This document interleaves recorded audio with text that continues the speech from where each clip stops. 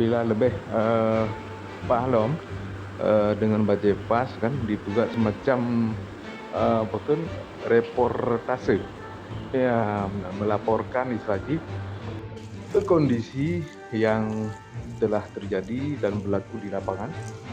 Nah, itu lagi visual video kita juga pegawai dengan bahasa Aceh melaporkan yang perkembangan yang di lapangan. Untuk sementara dari ujung yang intensitas untuk curah tinggi ya dari Baro dan Sudukam yang sehingga menentu lagi membuat masyarakat terdampak terpaksa mengungsi itu di kampung Kulebeh.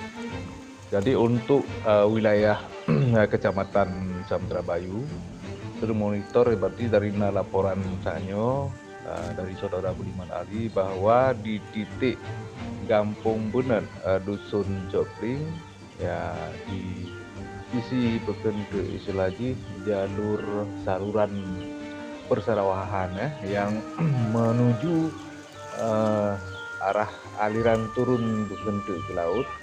Dan di titik Joplingan yang bahwa terdapat yaitu pos sabor titik pengungsian masyarakat untuk bawah rumah.